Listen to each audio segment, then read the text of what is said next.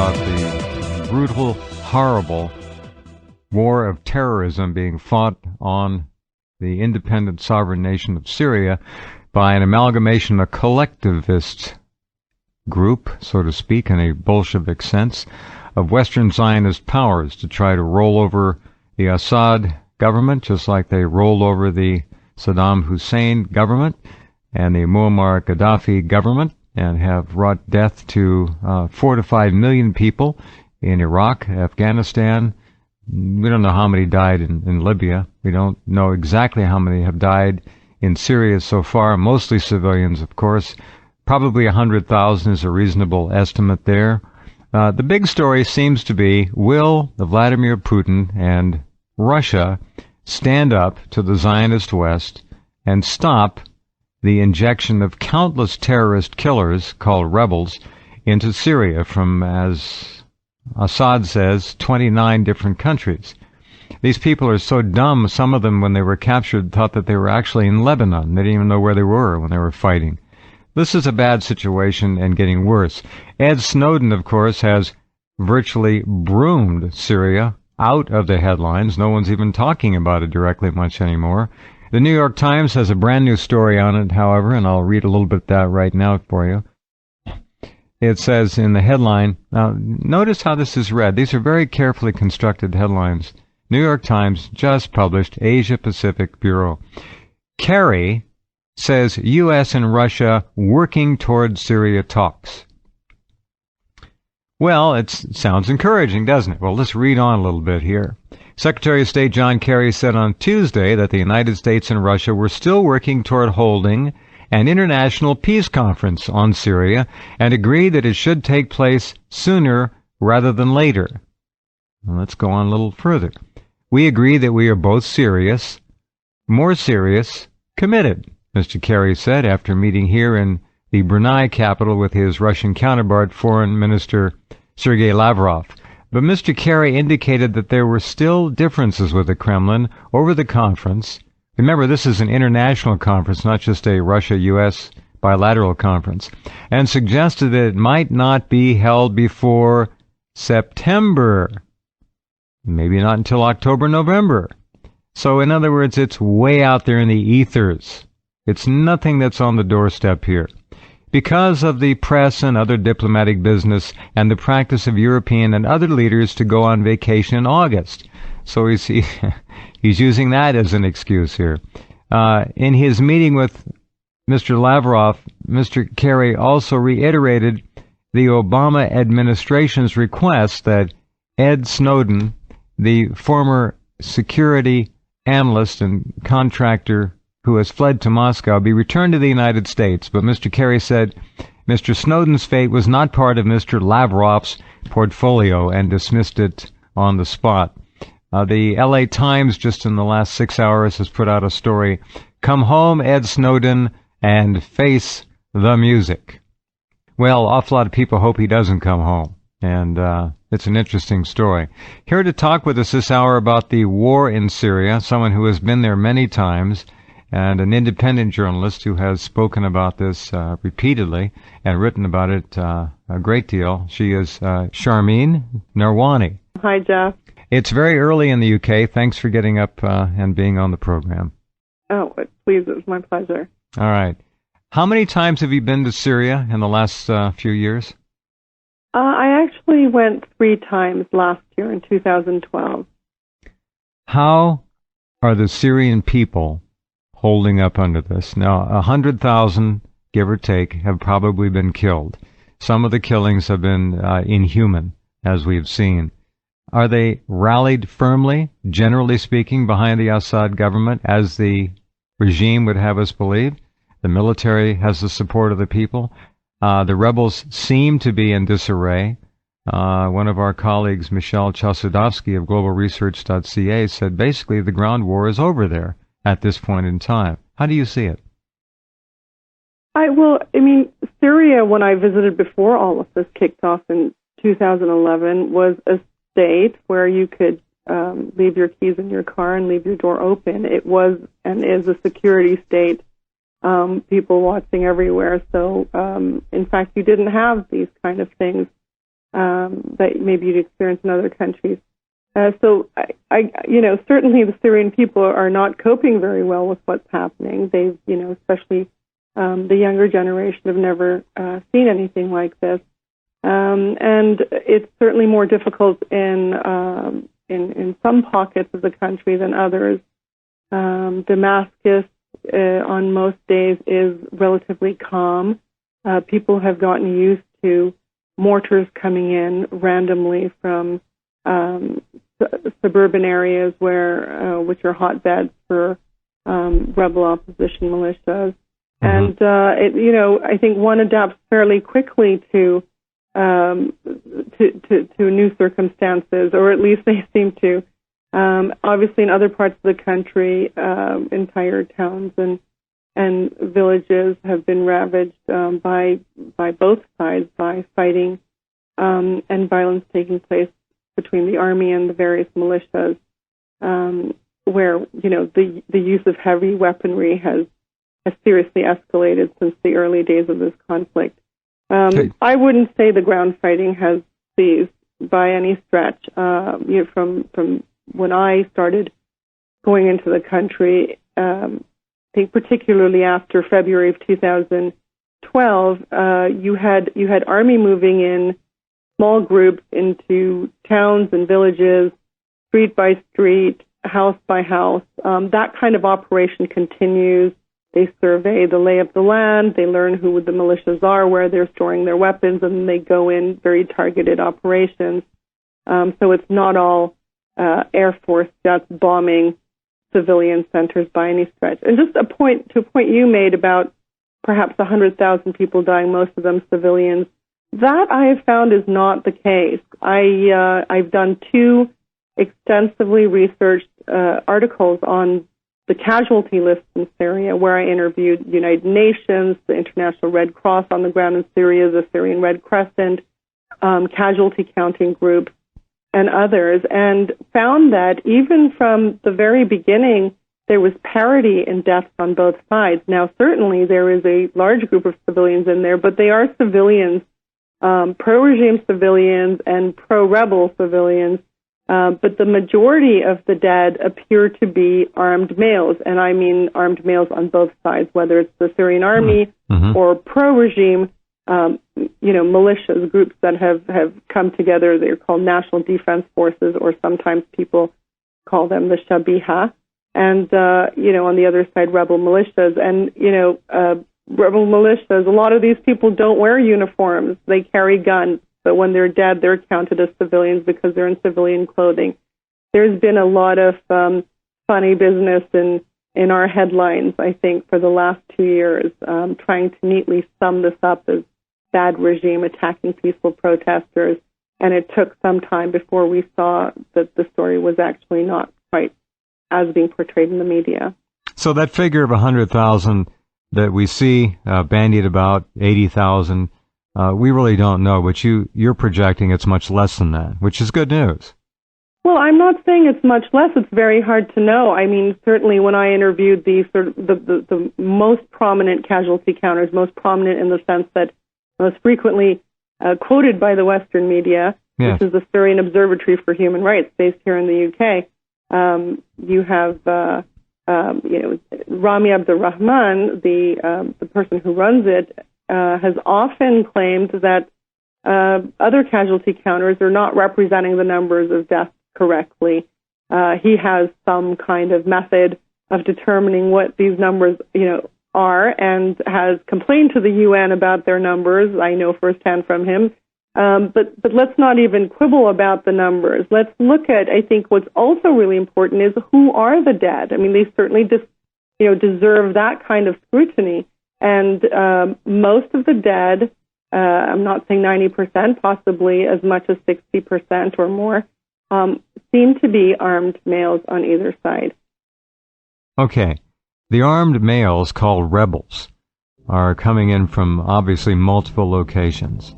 What is your view on who is sustaining them, funding them? We know U.S. Special Forces are training them in Jordan right now, among other venues. So where are these people coming from, and do we really accurately want to call them rebels, since many of them are mercenaries. What do you think we should do about labeling them? Certainly when I started writing about this in late 2011 and then sort of increased, I sort of became entirely Syria-focused by early 2012. I was writing counter-narratives in that I was saying that this is not as being portrayed in the media here in the West. This is a foreign-backed insurgency with militants who are, shooting at security forces, have been doing so from the very earliest days, and obviously being funded and supplied with weapons from outside. They were, now, fast forward a year later, you see very clearly that they were coming through the borders with Turkey, Iraq, Jordan, Lebanon. And I think the earliest probably rebels who came over were from Lebanon, and then Turkey clearly started participating in the escalation of the conflict there. Right. And from Iraq, you had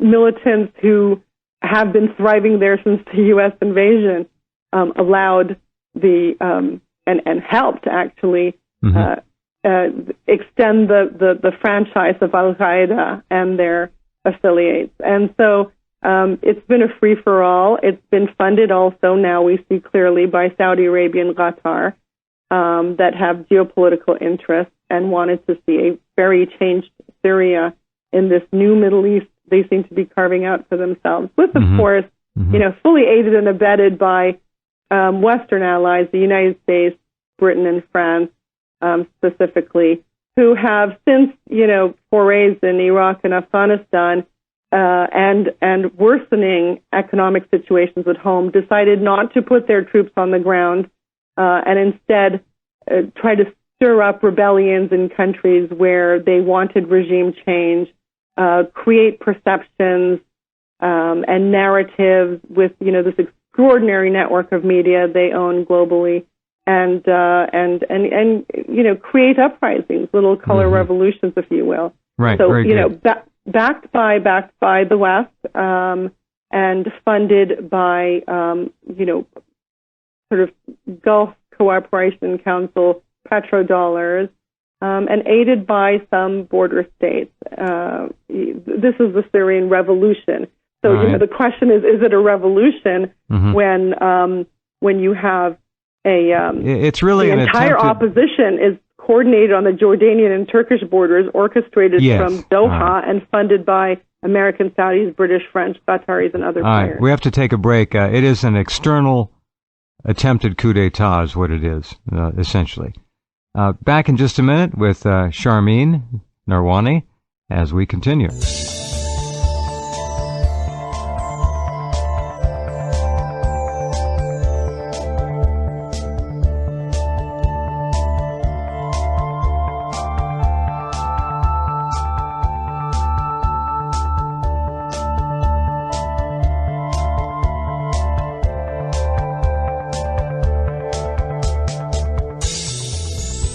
Okay, back with Sharmine talking about Syria.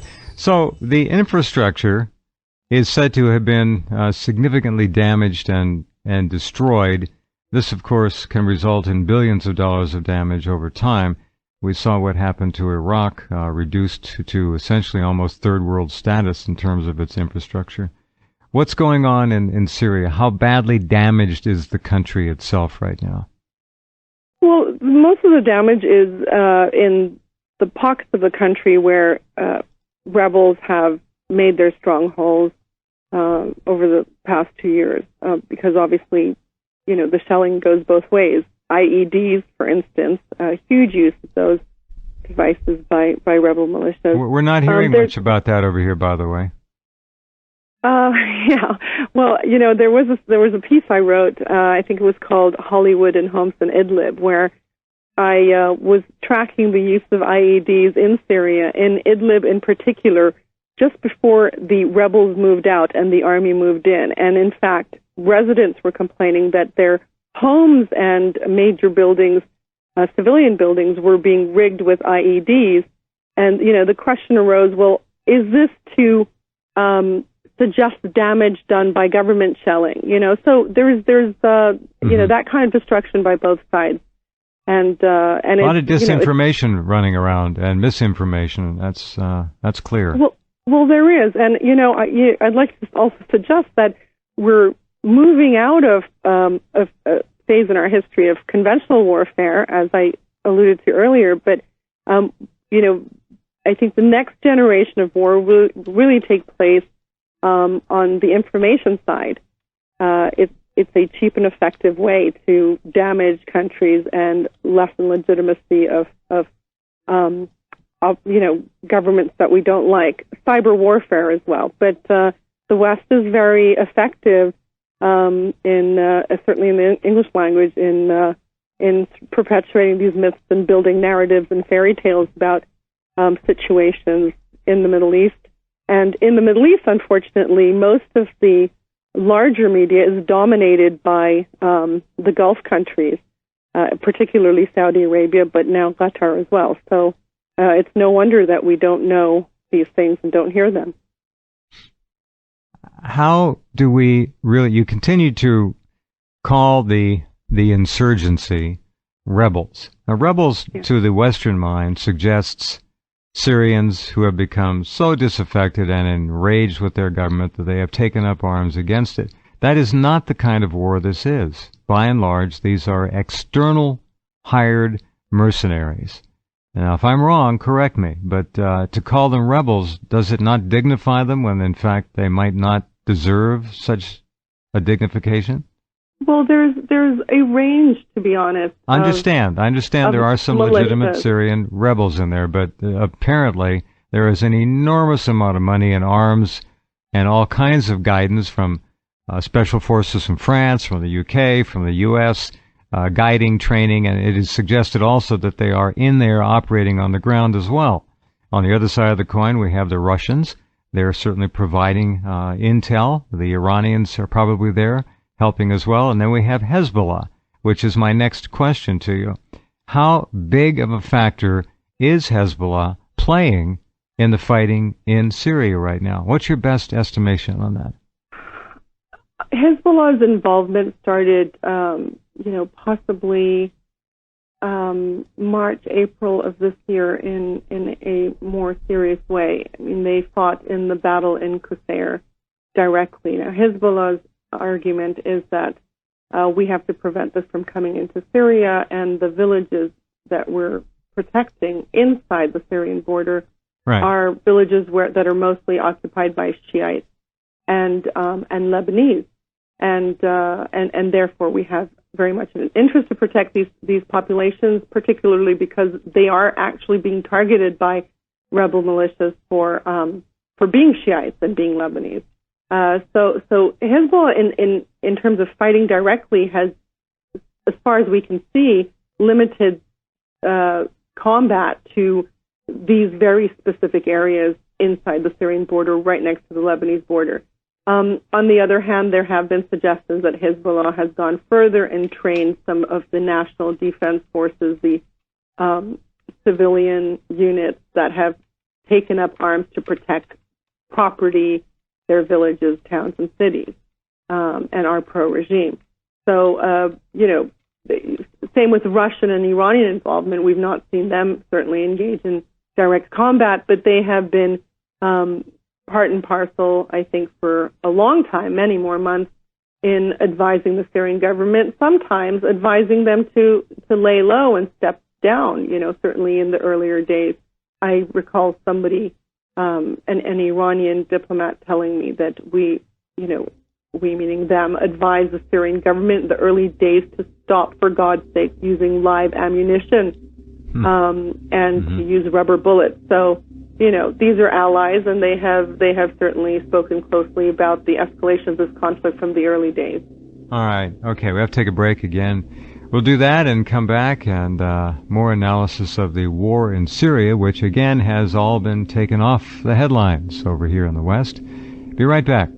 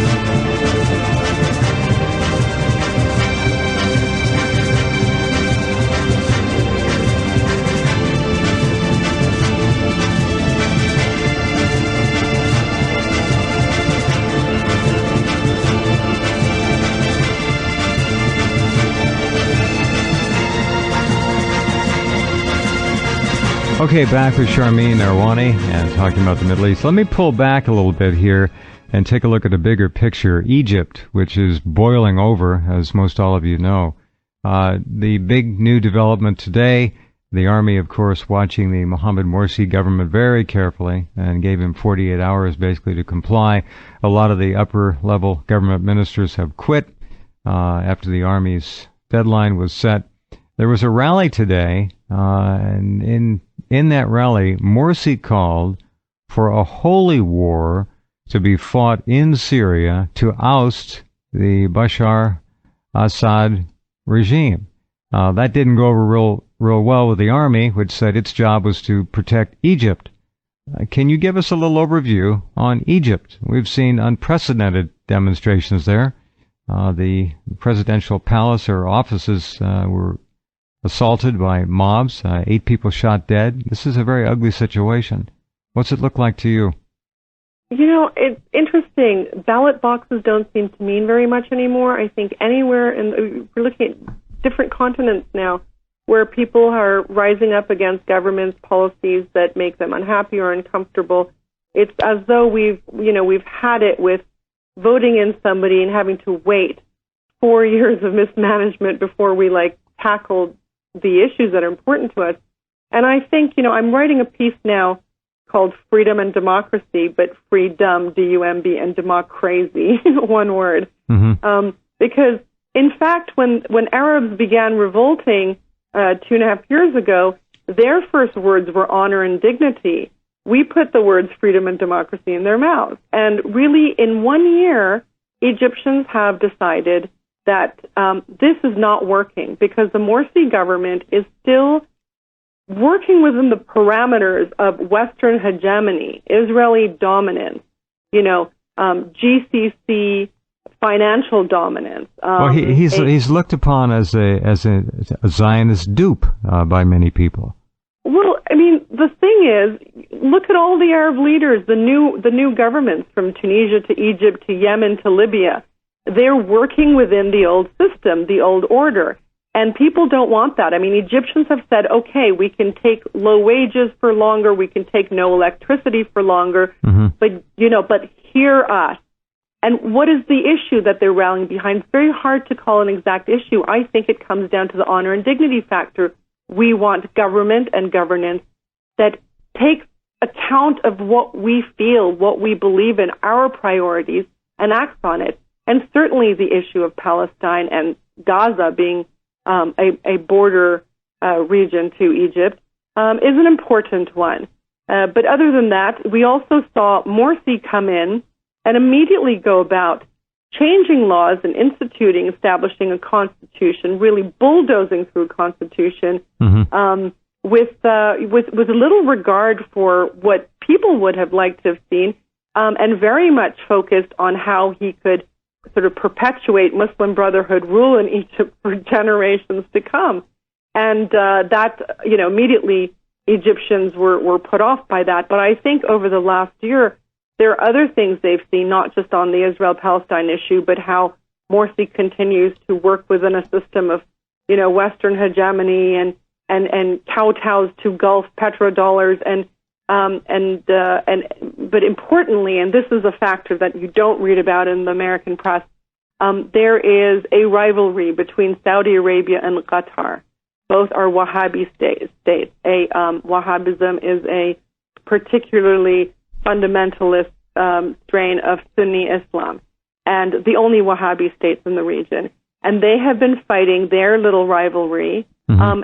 Throughout the Arab world, and have injected this rivalry into the politics of various countries, particularly the ones that have changed leadership. And in this, they have thrown weapons and money and, rivaling narratives. Enormous amounts, yeah. Yes, disturbing the mm-hmm. natural organic flow of, countries that are seeking their own way mm-hmm. to representative democracy. And there's been real revulsion because Qatar, for instance, has thrown billions of dollars into Egypt. And Egyptians are thinking, well, we're Egypt. We're the largest Arab country in the region. And what is this country of 300,000 people doing, dictating policies to us, buying up our assets? And where is this money going? And why are we taking $11 billion from Qatar? How are our children going to pay that back? And what is the cost to our democracy? It took a year for people to realize. But the other thing is, they're also, both Saudi Arabia and Qatar, in exporting their rivalry, are also exporting their versions of political Islam. So Qatar being very much behind the Muslim Brotherhood, and Saudi Arabia rejecting the Muslim Brotherhood and putting its weight behind Salafists throughout the region.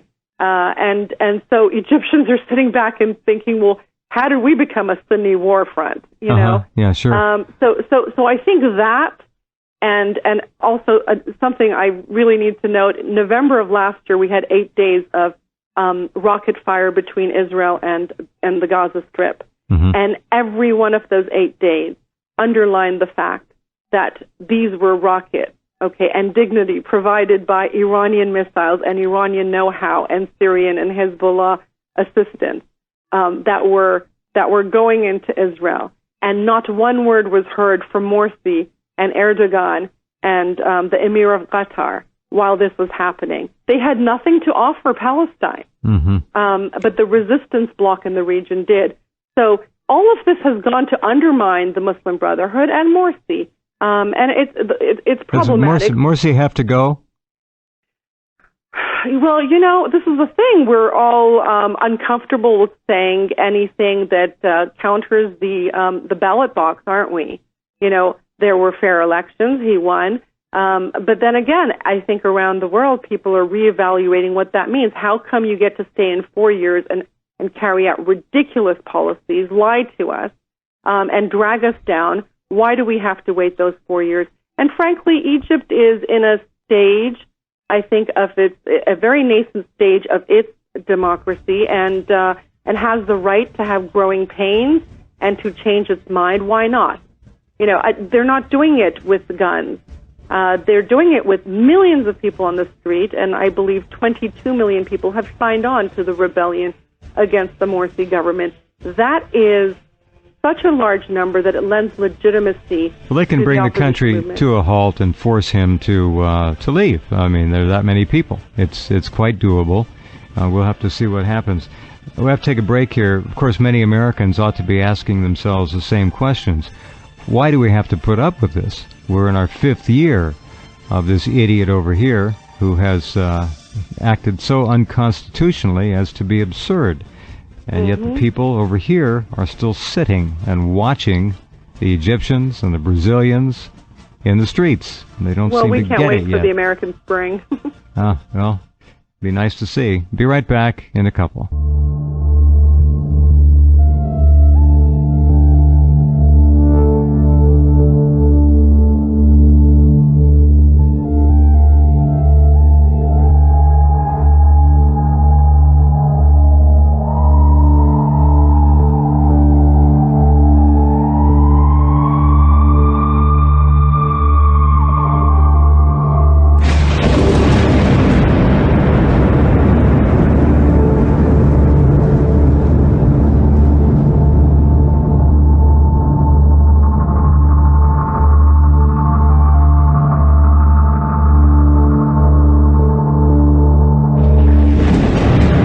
We're back.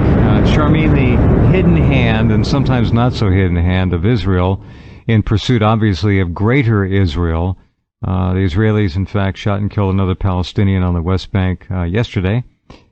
They are obviously profoundly involved with Middle Eastern politics in virtually every country. I asked Dr. Hesham Talawi once on this program, how many governments have been penetrated and are being controlled or influenced substantially by the Israelis?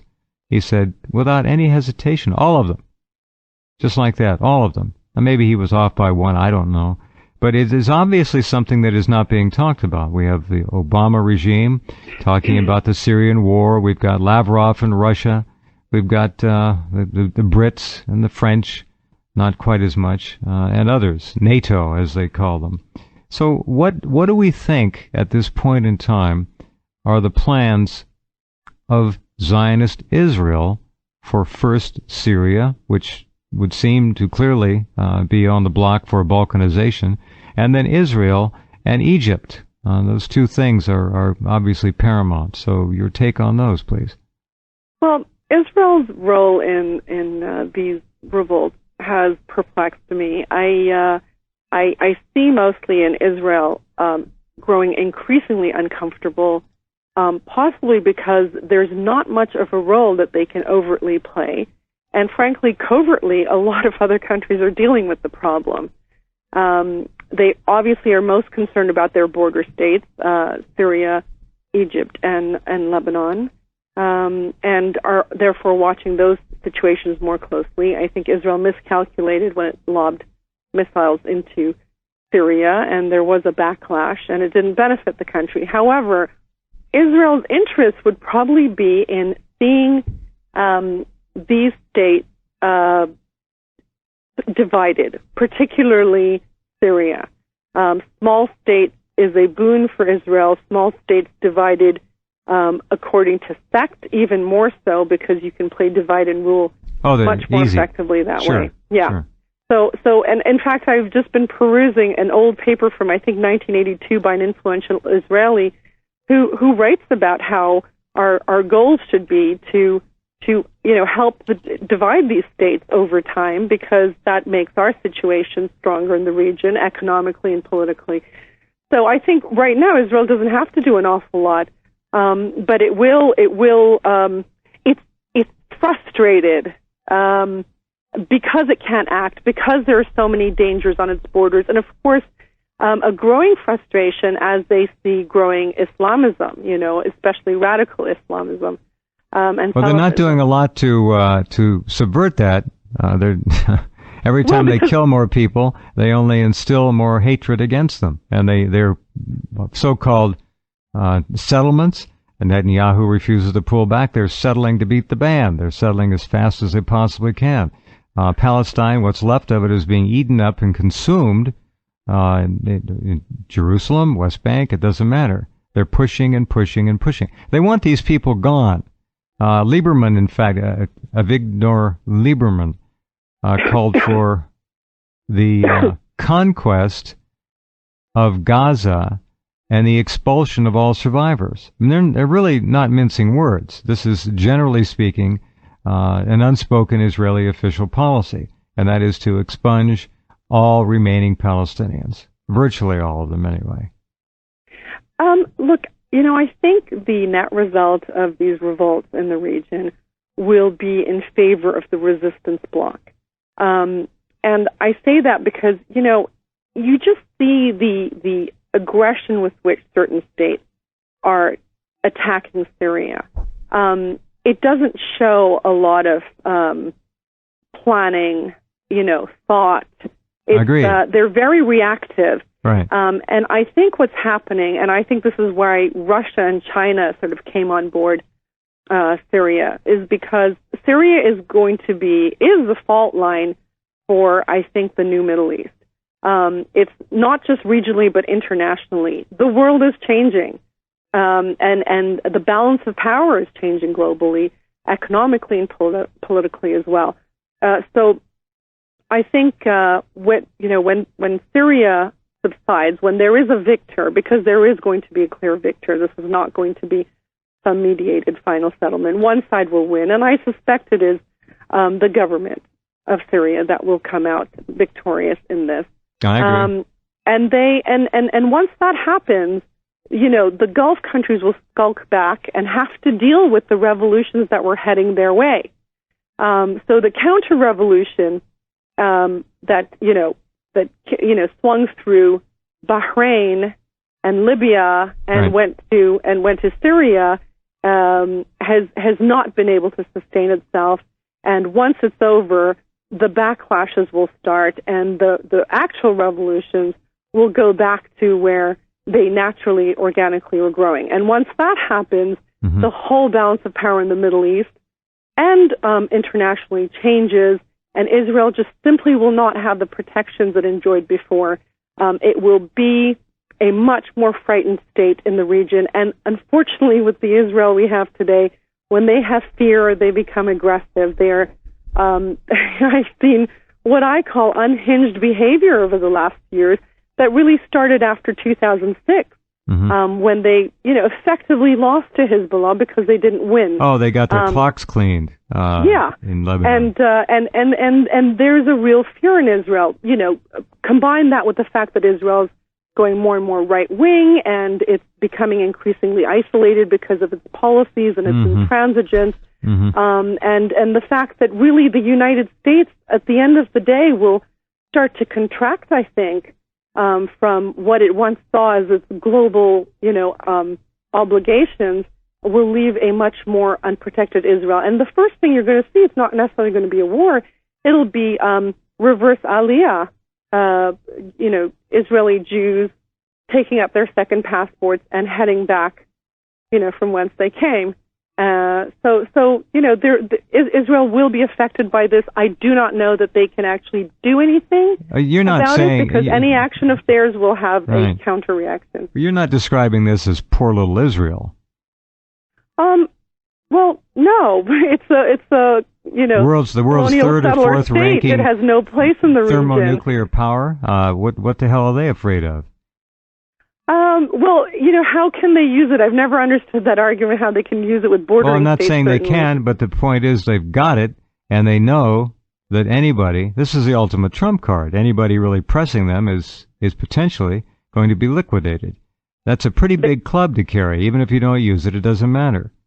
Yes, but do you think we'll ever come to a day where Jews can use weapons of mass destruction against others? They already have. The whole justification behind the state will disintegrate in a moment.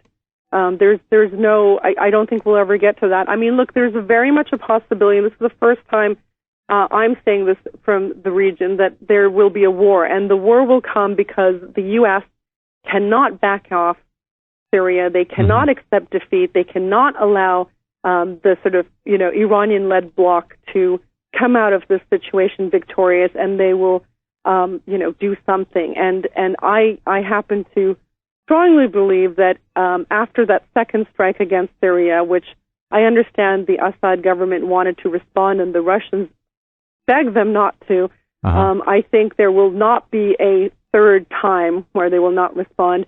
And I believe Iran and other allies of Syria will participate, and this could, in fact, be a region-wide war. But it will not be initiated by that side. It will be initiated by the side opposing the Assad government.